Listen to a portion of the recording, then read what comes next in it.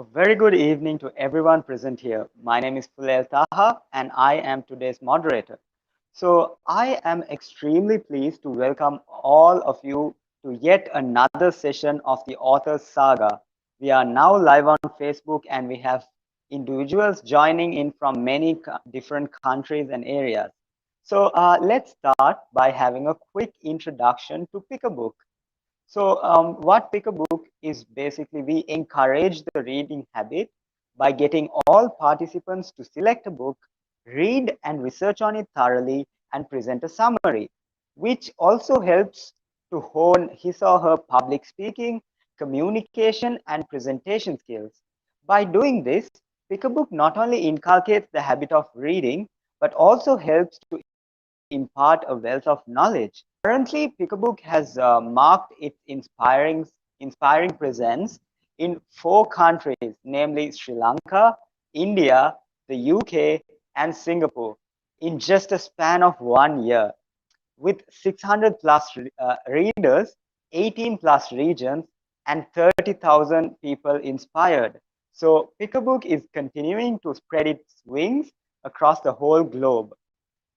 So, Pickabook has recently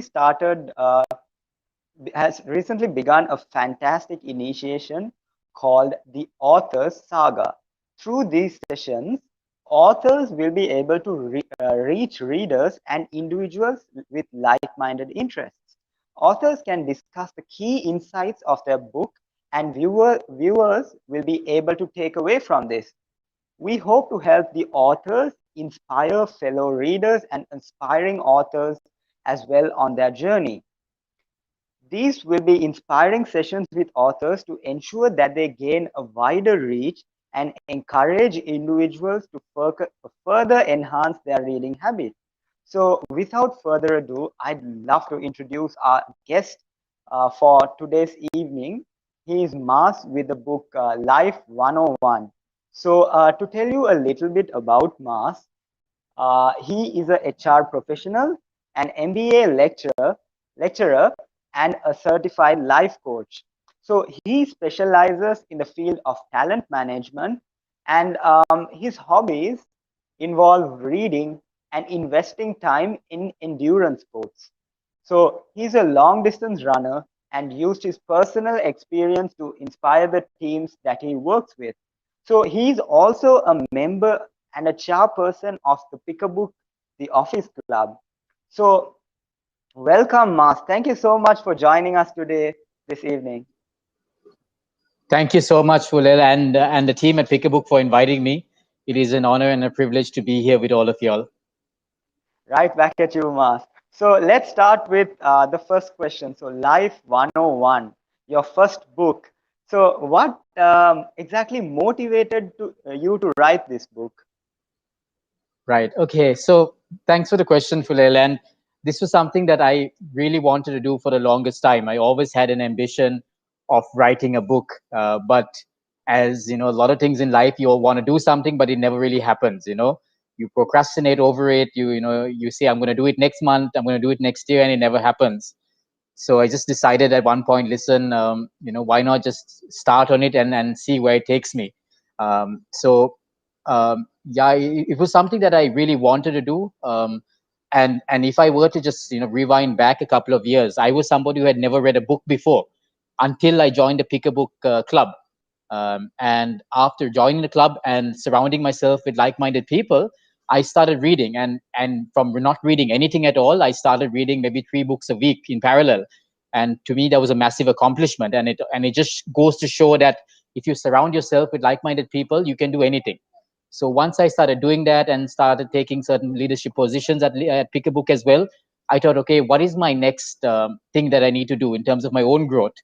And then I thought, okay, fine. I was really inspired by our founder, Raghu, who released the book himself, and by a couple of my other friends also who started this in their own initiatives of releasing their own books. And I thought, why not get involved as well and, come up with something on my own. And to be honest, it was very scary and very exciting because really didn't know how to go about it in the beginning itself. But, if you actually apply yourself and you invest your time, something will come at the end of it. And I'm really happy to see that this particular book came out.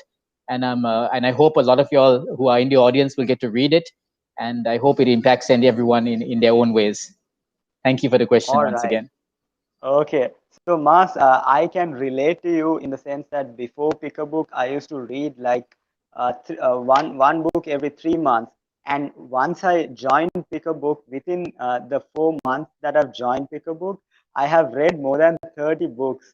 So I know I feel you when you say Pick a Book has helped a lot to make us read more. And I guess you believe belong to the elite members where you have written and published your own book. We are super happy and proud of that. So let's talk a little bit about this book. Now, there are so many personal development books out there. How is life one? How is it different to any other book about personal development? Sure. So let me just rewind back. And I really wanted to write a book about myself, but then I was thinking, who would really want to read a book about me, right? I mean, it's not really appealing. But then I thought, okay, fine. I'm in the business of, trying to inspire people and trying to inculcate really good habits. And I thought, okay, why not relate that to a lot of, experiences in my life? Because, I'm 41 years old. There have been a lot of challenges in my personal life, a lot of things that I've done wrong. And how do I actually apply these life lessons to what I have experienced? So rather than just write a typical biography, just saying, okay, this is what I've done in my life, blah, blah, blah, I thought, why not relate some of the major learnings in my perspective, how I have encountered them. Some of the challenges I've, been very successful in overcoming them, and some of them I weren't. Some of them, I'm still trying to get used to and find a way of getting better, right? So why I think it is different from any other book, or typical book, is it's just not a normal biography, or it's not normal life lessons. It's something that's very close to my heart, because these are things I actually experienced in my life, and how they relate to life and how you can actually learn from them is very personal to me. And I'm very sure that these problems and these challenges are very relevant to everybody. Everyone faces these challenges in their life, right? So these are very generic. Everyone faces it, but how do you really overcome these and become the best version of yourself? How do you become better? And this is what I think the book talks about, right? What I've experienced, the challenges, how life kicks you down, puts you on a mat. What do you need to do to pick yourself up?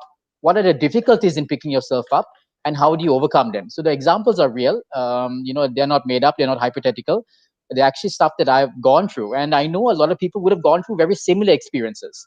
The lessons are the same, but the experiences are different, and I think that is so important, because you know it's easy to go and teach. It's easy to go and tell people, listen, you need to change your habits, you need to eliminate your limiting beliefs. It's easy to go all out, with a plan A and not to have a plan B. These are easy things to say, but in order for you to implement it, you actually have to experience it, right? Because if you don't experience it, it's just theoretical, right? You really don't know what goes behind it. So this book talks about my actual experiences of what challenges I've had in life, and how I look to overcome these challenges.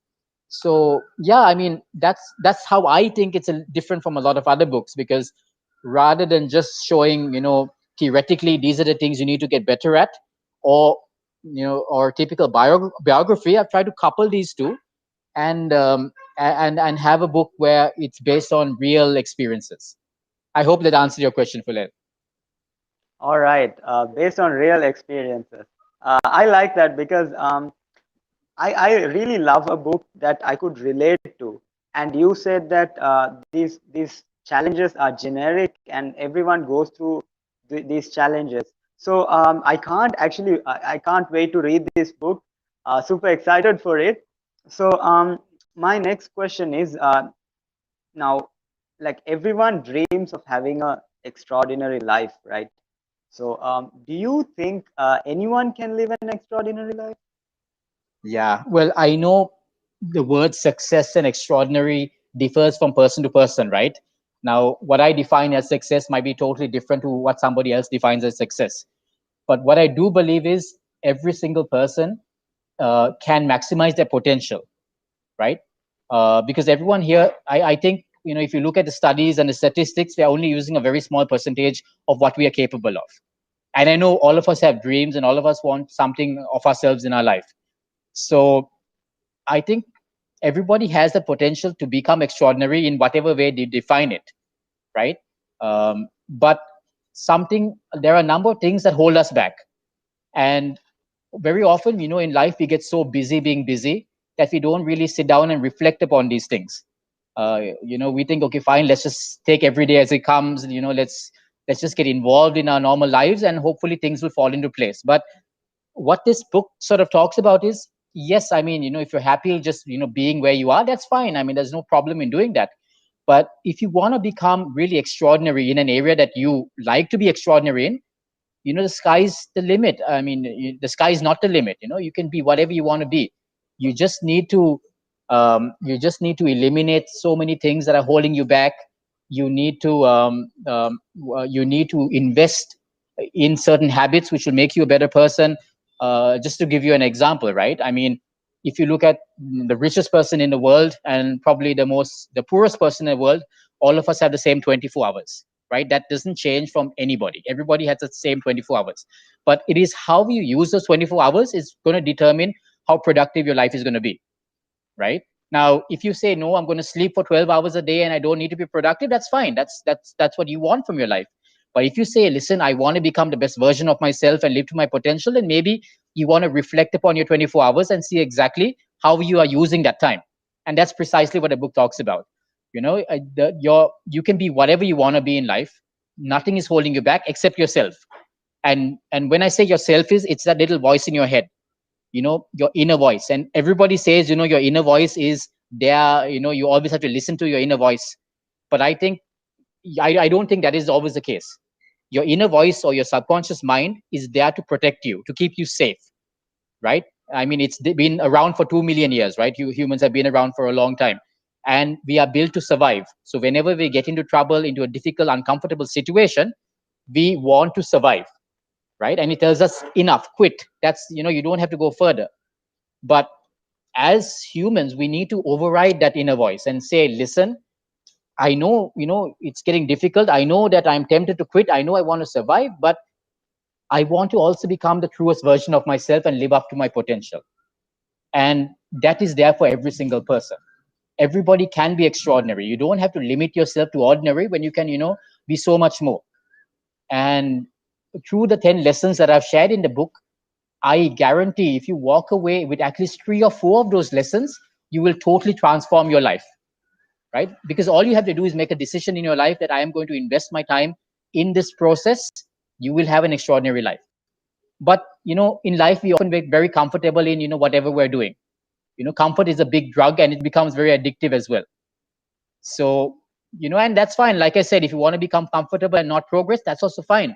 But I believe personally, and this is very personal to me, that all of us are here on this planet to contribute and leave the world a little better than we found it.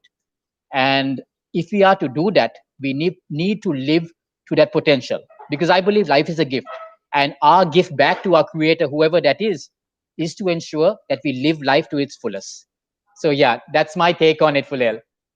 All right. Okay. So, Mas, when I had a chat with you before, you talked to me about overcoming your own inner critique, right? So, you were talking about these endurance activities and how you didn't want to run more than 5. Your mind to it and eventually ended up running more than that. So could you tell us a little bit about that? Because I was so intrigued by that. Because I also personally believe that there's no way I could run so much. It's Sure, not humanly possible for sure, us to sure, do that. But then sure. it's always impossible until it's done, right? Yeah, So I would get your experience as well on that. Like sure, Fulel. And yeah. Go sorry, ahead, go Ma. ahead. Yeah, so I No, really like what yeah. you just said. It's impossible until it's done, and I don't want to give too much away from the book, but you touched upon the first chapter that I have, which is on that endurance mindset. So as you rightly mentioned, when I started, running and something I really like to do, I always took part in the Colombo Marathon, and I always did 5 kilometers, and I thought that was my limit, right? And the first time I did it in like 28 minutes. The second time in 26 minutes, and my best time was 23 minutes. And I always thought, listen, this is my limit. I'm not going to go more than 5 kilometers because I don't think I can. I'm going to, reserve the higher mileage for the more elite athletes. But then as I started, accumulating a little more, from when it was 5, it went to 6, then it went to 7, then it went to 9 kilometers, right? All of a sudden I was staring down on the barrel, and it was like half a marathon. I'm like, oh my God, where did this happen? How did this happen? And this isn't in the script. This wasn't meant to be, because I identified myself as a 5 kilometer runner. I really didn't expect it to be for me to accumulate any mileage more than that. It was just inconceivable. But you know what? You will find things about yourself, which you never thought you could. What you never thought that you were capable of.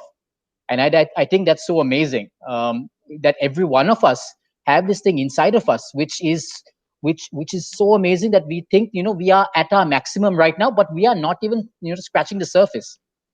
Now, in my personal life, I never thought I could run a half marathon. Forget, what I'm running today. So now, my last distance I accumulated was 50 kilometers, right?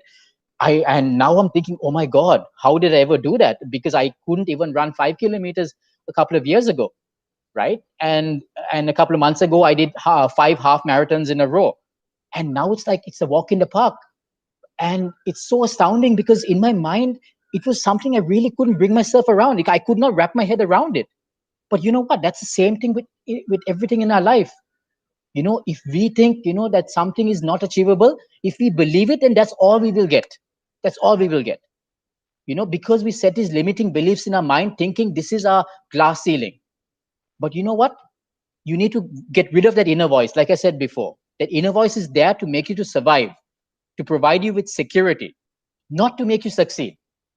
So when I run on these long runs, right? Say, for example, when I'm running a half marathon, the first 15 kilometers is physical, right? You're pushing your body and your muscles are hurting, and it's physical.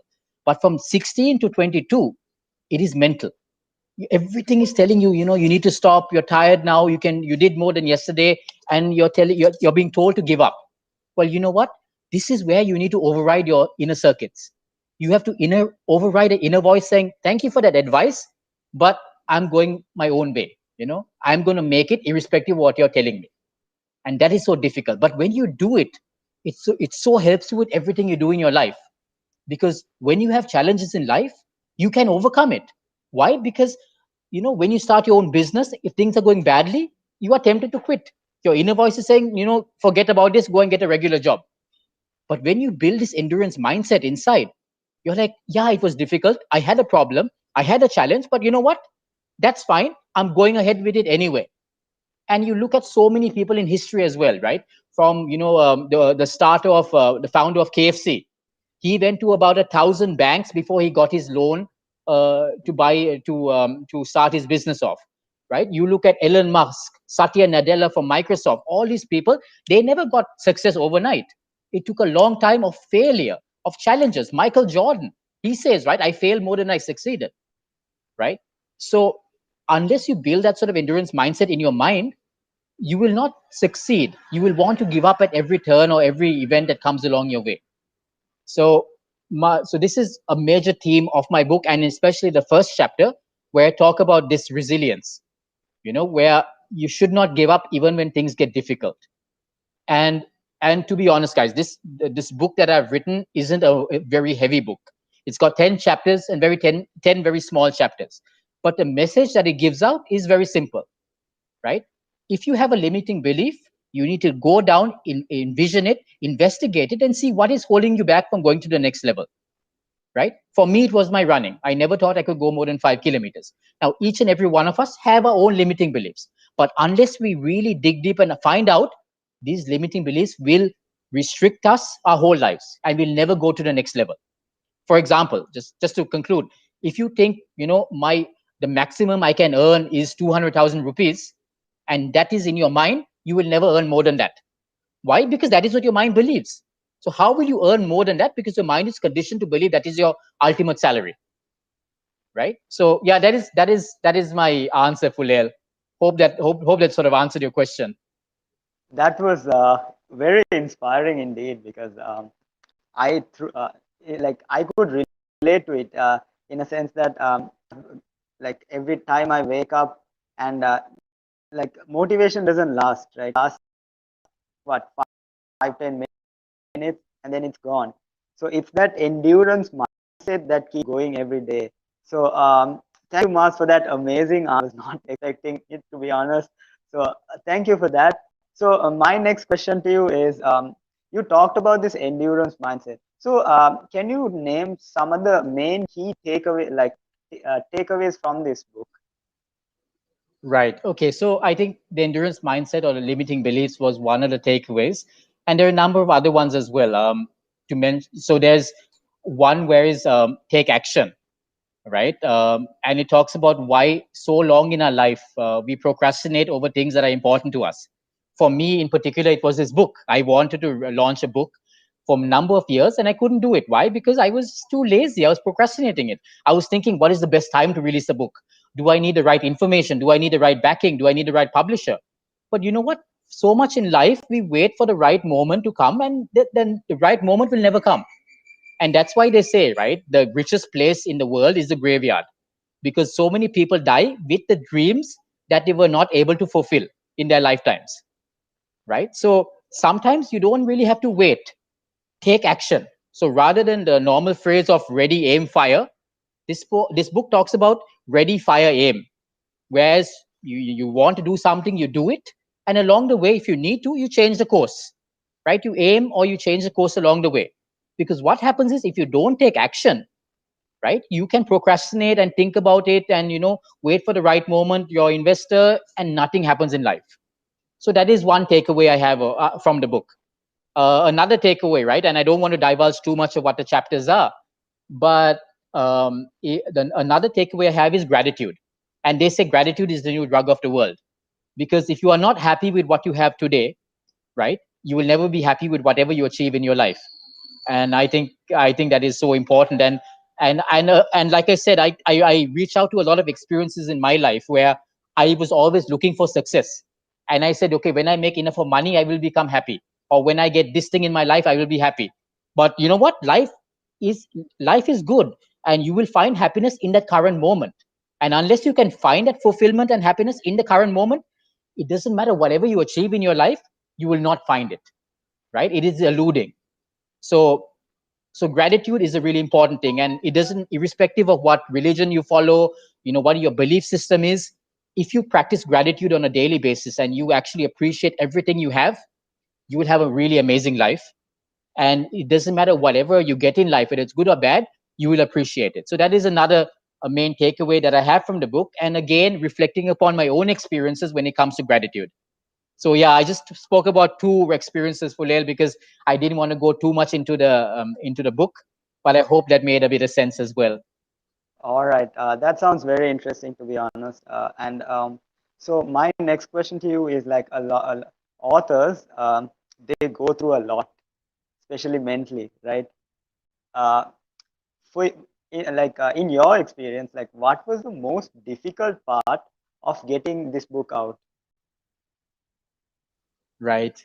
So you know what? If I actually could look at all my 10 lessons that I've shared in the book, all those Mhm. 10 lessons, were my the most difficult part about getting the book out. Uh, Limiting beliefs. I never thought I was capable of getting a book out. I thought this was reserved to the J.K. Rowlings of the world, right? I really didn't think I was capable of doing it. I like writing, but I never thought I was good enough. First thing. Second point is gratitude. I was like, sorry, taking action. I was always thinking, let me wait for the right moment. Let me wait till I've achieved something in my life, and then at that point, I will write a book. You know, um, and there were so many things in this book that was so instrumental in me not publishing the book.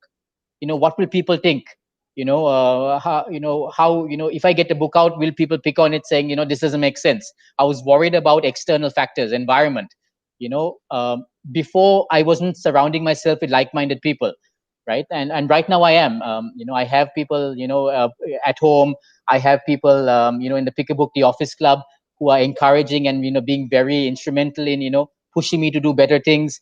And I think all these things have helped me do it, but it was not easy. I had a massive mental block. I didn't think I was good enough. I didn't think, and I still don't think my book is amazing. I just think that, if I didn't get this book out, I would have procrastinated. I would have, delayed it, and nothing would have happened. So I know there's a lot to work on. If you read my book, I'm sure you could, find a million mistakes in there. But you know what? If I didn't start, I don't think I would have, published it. I would have waited until the right moment, and that right moment would have never come. So there were a number of challenges that were there, and you know what? I didn't even know how to publish a book. Um, you know, I put it on Kindle. I didn't know how to use Kindle. The publisher, I had to self learn, and all these things were learning in itself. But you know what? If you want something bad enough, what I learned is you need to put in the effort, and then you will get it. But if you don't put in the effort, you're not going to get anything. So as difficult as it was to learn, the Kindle publisher, to get in touch with a publisher to get my paperback out, negotiate on prices and all these different things, it would have been difficult. But if you want something bad enough, you have to put in that effort. And I'm blessed to have so many people around me who are so inspiring. Even right now, when I'm looking at the chats, and a lot of the members from the Pick a Book Club have already joined. I mean, these are the people who encourage me and really get the best out of me. And I wouldn't be the person I am without them. So yeah, a big shout out to them as well. All right. Thank you, Mas, for being honest and inspiring us. So I have a few questions from the audience members as well, and they are asking about, can you name some of the chapters on the book? Yeah, sure. So let me name a couple of chapters that I have on the book. So the first one is don't limit yourself to your beliefs, right? Which I already spoke about. We have a chapter saying ready, fire, aim, right? So that is the chapter about taking action. We have another chapter that talks about gratitude. There's a chapter about surrounding yourself with the right people. About risk taking. So a number of different chapters that are there. There are 10 chapters out there, and actually 11 chapters, because even the conclusion has a couple of lessons which I like to share, which is more about a celebration of life, right? So yeah, I mean, there are a number of different chapters which I think are very relevant and really important. And like I said, right, I've tried to make this as simple as possible. I didn't want to overcomplicate it. I wanted to make it very easy for reading. I'm sure that if you take the book, you could probably read it in one day or one night. It's a very simple book. It is only about 75 pages, and each chapter is really short. But what I've tried to make it is make it quite authentic, because these are things that I actually experienced. And I've actually sort of exposed myself, because a lot of my life where I've failed is there as well. It's not only what I've done great in life and what I've succeeded in, but where I've also failed and what challenges I've overcome in order for me to write the book. So if I could attribute this book to anything, it's attributed to my failures. I wouldn't be able to write it if I didn't stumble upon these failures in my life. So yeah. All right. So you can put in your questions in the chat box for the audience today. And there's another question they are asking: how long did it actually take for you to write this book? So it took about 4 weeks to write the book, right? And to be honest, this was something I wanted to write from a long time ago. I started doing one chapter, then I stopped. No, this is not good enough. Then I started from the beginning again. So in the works, it took about a year, 2 years to do, right? Because I kept doing one chapter and thinking, no, this is not the way I want to do it. And then in during April, or end of or beginning of April, I thought, listen, I'm not going to just do this. I'm just going to write it. You know, it may not be perfect, but I'm just going to do it and get it out there, rather than thinking of what is the best way of doing it. Because when I kept doing that, I kept, starting from scratch, thinking this is not good enough. I need to change the whole dynamic of it. I need to change the way I'm approaching it. And so many things came into play. So in April, which was, a little more than a month ago, I thought, listen, this is the angle I'm going to go about it. And I'm just going to do it. Right. It may not be perfect, but you know what? The second book can be perfect. I need a springboard. I need a stepping stone, and then let's take it from there. So yeah, it took about a month, Fulel. All right. Okay. So I'd like to thank the audience for their wonderful questions. So this was an extremely inspiring conversation, and and I'm surely going to read this book, and I know all of our viewers will want to as well.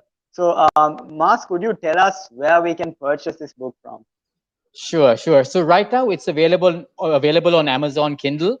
So all you have to do is just when you go to Amazon, you just put my name down and just type Life 101, and then you can get the book. You can download it onto your Kindle. Otherwise, what you can also do is you can wait for about 2 weeks, and it'll be out. The publisher will get it out in most of the bookshops in Sri Lanka. That is the plan. So if you don't mind waiting for another 2 weeks, it'll be out. And if you keep following my page on Facebook, you will see exactly. I will give you all updates, and tell you exactly where you can find it, and see exactly whether we can even deliver it to your home. And if you like a signed copy for whatever reason, I can do that as well. All right. Thank you, Mas. And with that, we have come to the end of our author session, which is part of Pick a Book. So once again, I'd like to remind our viewers what Pick a Book is. We are a global movement encourages the reading habit by getting all participants to select a book, read and research on it thoroughly, and present a summary. Writing skills, communication skills, and presentation skills. By doing this, Pickbook not only inculcates the habit of reading, but also helps to impart a wealth of knowledge. So if you want to be a part of the Pickabook community, or if you would like to see Pickabook in your region and join the journey of inspiring people, please reach out to us and send us an email via the ID present on the screen. We are all eagerly looking forward to hearing. So once again, thank you so much, Mars, for coming on today and sharing your book with us. With that, my name is Pulel Taha, and I was the moderator this evening. And thank you again, Mars, for joining us and sharing your insight. It was a really brilliant session. Thank you. Thank you so much. Totally blessed to be with you all this evening. Thank you to everyone, the audience who also joined. I know that there are so many things to do these days, but thank you for spending the last half an hour with me. Totally blessed to have people like you out there. And thank you, Fulel, for the time as well. And stay blessed and stay safe, everyone. Have a great evening. Have a great evening. Thank you.